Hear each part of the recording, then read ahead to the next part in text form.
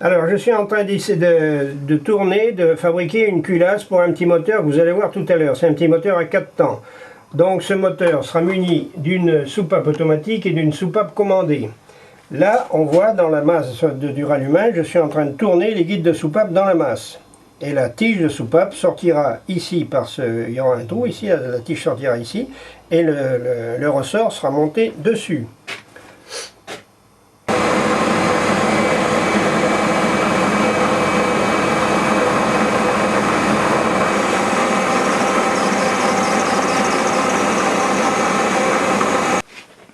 Alors, cette partie est terminée, là. Je change le pilote de place pour finir d'usiner cette partie.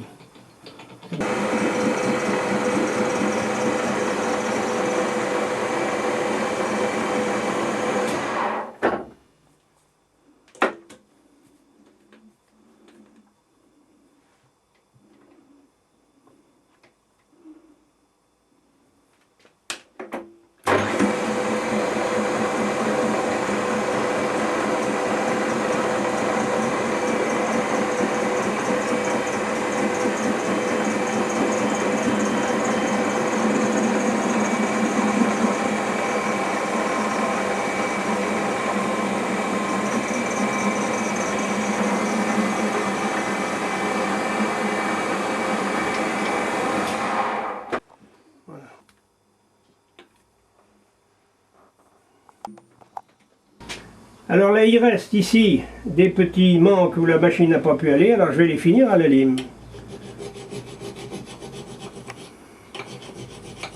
Voilà, et on voit bien notre départ de culbuteur, de ce qui va tenir le ressort. Départ du ressort de soupape. L'appui du ressort de soupape. Et maintenant, il n'y a plus qu'à faire le reste.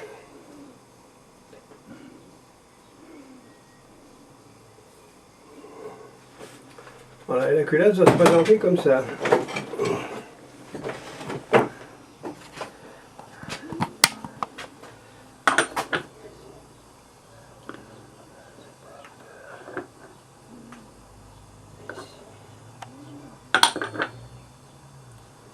Voilà. La tige de poussoir est ici, le basculeur va être ici et va faire ce mouvement là et appuiera sur la queue de la soupape pour ouvrir et fermer. Voilà. Le moteur est un moteur à 4 temps à exécution libre, c'est-à-dire que ce n'est pas un plan défini, je le fais comme ça à l'instinct. Alors c'est un petit moteur à 4 temps, Sigbo de Roca. Voilà donc la cam ici. La cam qui va commander la soupape d'échappement et la soupape d'admission est automatique, comme les premiers moteurs étaient à cette époque-là. C'est un moteur qui tourne autour de 1900, les premiers moteurs industriels. Alors c'est un petit moteur qui fera environ 50 cm3. Voilà le cylindre, voilà la chemise d'eau, les volants. Voilà le poussoir de culbuteur. Avec le réglage pour le réglage de jeu au culbuteur. Voilà la cam qui va lever, qui va pousser le poussoir. Le poussoir va pousser la tige jusqu'au basculeur et qui lui poussera la tige de la soupape, de façon à la faire ouvrir au moment opportun. Voilà, je suis en train de surfacer la culasse. C'est la dernière opération. C'est l'opération de finition du petit moteur que je vous ai présenté hier.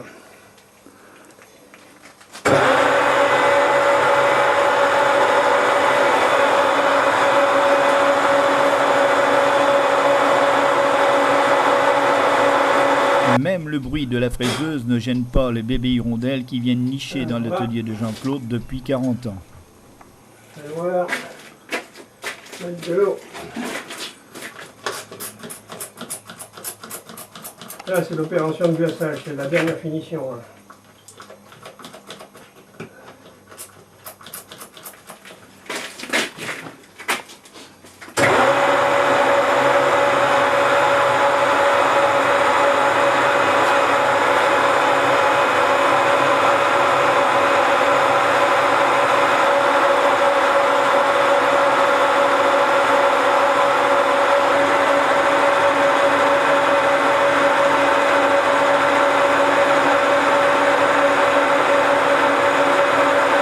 usiner les supports, les sièges de soupape. Elle emprunte même dans son introduction Tu peux arrêter. L'humour expressif et très figuratif entre un Voilà, alors là, je suis en train d'usiner le siège de soupape avec une fraise de ma fabrication, bien sûr. porté par l'orchestre symphonique qui joue avec le mode pentatonique. La musique dépeint en fait parfaitement le climat de modernité qui vient envahir une institution aussi fermée que la cité islamique.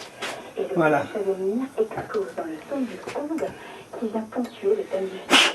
Pas étonnant que cette musique ait été récompensée d'un Oscar.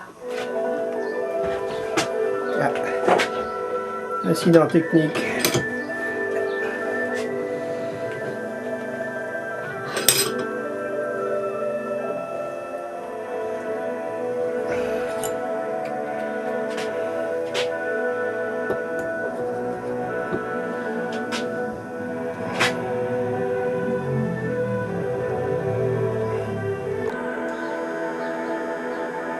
Alors la cylindrée du moteur, c'est-à-dire l'alésage est tellement petit que j'ai été obligé de mettre la bougie en biais. Voilà. La bougie en biais et arrive ici dans le cylindre. Maintenant, le logement de la soupape ici a été usiné avec un petit outil de ma fabrication. C'est de la bougie. De la bougie, voilà la partie coupante là, Ouais. et le guide qui c'est comme une fraise à la main. Hein. Oui. Et en tournant, j'ai coupé ça tout doucement. Parce que dans les parties bien, on ne peut pas arriver à faire un ablocage, ou alors c'est très compliqué pour le faire à la fraiseuse. Voilà, la culasse est presque terminée. Alors voilà le carburateur du moteur en question, du petit moteur qu'on est en train de reprendre. C'est un carburateur tout à fait simple. On a la cuve, le flotteur, l'émulseur, la buse. J'ai pris ce modèle anglais, je l'ai juste transformé, c'est-à-dire que j'ai mis l'axe avec le papillon à 90 degrés par rapport à la cuve, c'est tout. Voilà le carburateur qui va faire fonctionner ce moteur. Alors ce petit carburateur destiné au modèle réduit est un carburateur anglais. Il n'y a pas de gicleur de débit d'essence, il y a juste un pointeau ajustable, c'est-à-dire qu'on va pouvoir régler la richesse du mélange en fonction de ce vis pointeau qui laissera passer plus ou moins d'essence. On voit l'étranglement du venturi pour l'aspiration et on voit que le gicleur, l'émulseur se trouve tout à fait au point le plus fort de l'étranglement qui va permettre d'aspirer le mélange et de bien constituer le mélange air-essence. De l'autre côté, on a le papillon qui va pouvoir régler le débit d'air et d'essence, donc le régime du moteur. Et ici, on a le chapeau de cuve, donc l'essence va arriver par ici. Alors il n'y a qu'une seule chose que je n'ai pas fabriquée, c'est le flotteur. Voilà le flotteur avec son pointeau, qui vient ici, quand le niveau monte jusqu'à ce niveau-là, l'essence est fermée, c'est ce qu'on appelle un carburateur à niveau constant. Et ici, le titillateur qui va pousser sur la cuve pour, au départ, donner un supplément de volume d'essence dans la cuve du carburateur. Qu'est-ce qu'il n'y a pas grand-chose à dire de plus sur cet élément. Voilà, alors ça, c'est ici, on a une partie du système d'alimentation et d'échappement. Voilà la soupape d'admission automatique, comme dans tous les vieux moteurs, et la soupape d'échappement qui est commandée. Voilà, l'arbre à cam pousse la cam pousse le basculeur, le petit basculeur ici. Alors tout ce qu'on voit qui est jaune, là ici, c'est de la brasure d'argent qui permet de restituer une fonderie, de reconstituer une fonderie. Ici on a une brasure, ici on en a une autre, ici on en a une autre. Et voilà le poussoir qui s'engage dans la cuvette du basculeur. Voici l'essentiel de la distribution, c'est-à-dire la cascade de pignon qui va permettre d'avoir une demi-vitesse, c'est-à-dire que l'arbre à cam est obligé de tourner à la moitié de la vitesse du vilebrequin. Et ici, on a la fameuse cam qui va pousser, au moment opportun, qui va pousser la soupape et l'ouvrir, qui va pousser le poussoir et qui va faire manœuvrer le basculeur et qui lui poussera la soupape. Alors ça c'est l'essentiel de la distribution. Et ici on a la cam la came d'allumage qui va permettre la coupure du primaire ici, cette came ici. On voit aussi les petits graisseurs qui permettent de graisser les paliers de l'arbre à came. Le pot d'échappement ou silencieux a pour but, évidemment, ça s'explique, c'est faire un petit peu moins de bruit et en même temps régulariser la sortie des gaz. Cette pièce a été faite par Jean-Louis, c'est pas moi qui l'ai faite. Le même monsieur qui a fait le bas du moteur. C'est bon. Là, on a le bouchon de niveau, c'est-à-dire que quand on met l'huile dans le carter, il ne faudra jamais dépasser ce niveau pour pas que la bielle prenne trop d'huile à chaque fois et que ça fasse une émulsion trop importante dans le carter. C'est bon. Voici les deux orifices d'entrée d'eau et de sortie d'eau pour le refroidissement de la partie haute du moteur, c'est-à-dire le haut du cylindre et la culasse. Ce système est un système par thermosiphon, donc on va jouer sur la différence de densité de l'eau chaude et l'eau froide. L'eau chaude va toujours avoir tendance à monter, et l'eau froide, évidemment, va être appelée pour refroidir le moteur. Et ça assure une circulation pas permanente par à coup. Dès qu'on atteint une température assez importante, l'eau chaude se dégage, et à ce moment-là, elle est remplacée par l'eau plus fraîche. Bon ben voilà, alors là, je viens d'installer l'allumage.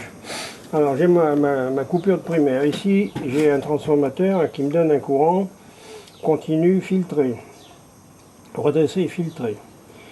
Là-bas, j'ai une bobine Marelli, une bobine conventionnelle d'automobile avec le condensateur, une résistance ballast. C'est ma bobine haute tension. Donc, j'ai du primaire ici, 12 volts. Et je vais couper ce primaire ici au moment opportun, c'est-à-dire quand on arrive Bouge pas. au point mort. On voit ici le switch qui coupe le point d'allumage. Le moteur va tourner dans ce sens. Et voilà ce qu'on a vu l'autre jour, la came d'échappement. C'est un moteur qui n'a qu'une soupape. Ben oui.